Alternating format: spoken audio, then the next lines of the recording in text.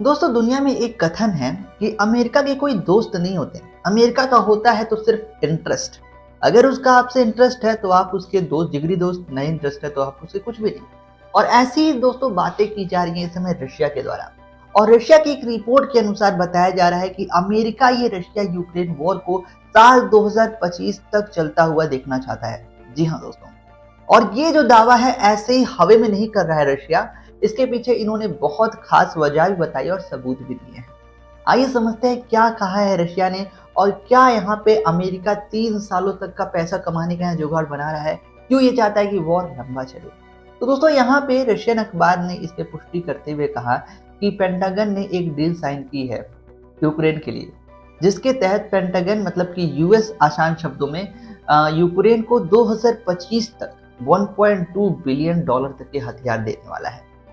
अब समझिएगा भाई, 2025 तक 1.2 बिलियन डॉलर के हथियार।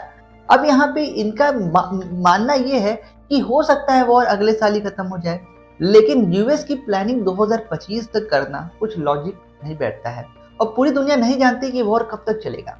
और मैं बताता हूँ, अगर ये वॉर 2025 तक जाता है तो मेरे ख्याल से 2025 आते आते हो सकता है यूक्रेन ना रहे, ये भी चांसेस है। क्योंकि भाई पुतिन 2 साल भर बाद ही डेस्परेट हो जाएंगे और एक न्यूक्लियर बॉम्ब चला देंगे, मुझे मालूम है।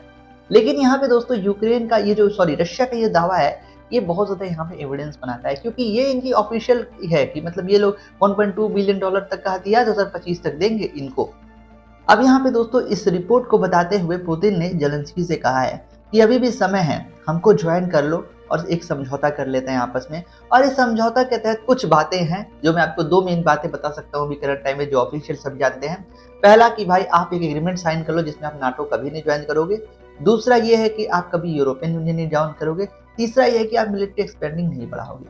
हालांकि मिलिट्री वाली जो बात है उसको हम कॉन्ट्राडिक्ट कर सकते हैं, चलो भाई ठीक है मिलिट्री वाला तुम बढ़ाते रहना, लेकिन नाटो कभी नहीं ज्वाइन करोगे, बस वो इतना चाह रहा है। और अगर ये इस एग्रीमेंट को साइन कर लेता है यूक्रेन तो ये वॉर टल सकता है और जिंदगी और दुनिया में कई बार हमें संतोष करना पड़ता है। अब यहाँ पे दोस्तों रशिया कह रहा है कि जो हमने ये 4 टेरिटरी जीता ये तुम हमें दे दो, जो कि मेरे ख्याल से पर्सनली गलत है ये चीजें। लेकिन अगर इस जंग को रोकना है, मासूम लोगों की जान को बचाना है, तो कहीं ना कहीं यूक्रेन को थोड़ा सा यहाँ पे संतोष करके इस वॉर को यही अंत करना होगा। वरना अमेरिका का क्या है, वो तो इसको बिलियन डॉलर्स का हथियार दिए जा रहा है, पैसा कमाया जा रहा है। आप सभी को लगता है कि अमेरिका यूक्रेन की हेल्प कर रहा है, तो हेल्प किसे कहते हैं? मैंने किसी गरीब आदमी को देखा 50 रुपए उसे दे दिया। अब मुझे पता नहीं उससे 50 मिलेंगे नहीं मिलेंगे, पर मैंने उसे दे दिया, वो मेरा मन था। लेकिन अगर मैंने किसी को 50 रुपए दिया, बाद में उससे 50 रुपए ले भी लिया, तो वो बिजनेस हो जाता है। समझिएगा मेरी बात को।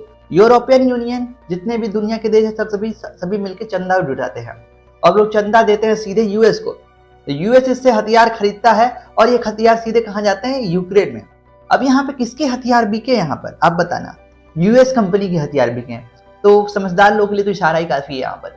दोस्तों क्या लगता है, पुतिन का ये जो दावा है इसमें कुछ आपको सच्चाई दिखती है, कुछ दम दिखता है या नहीं? कमेंट बॉक्स जरूर बताएं।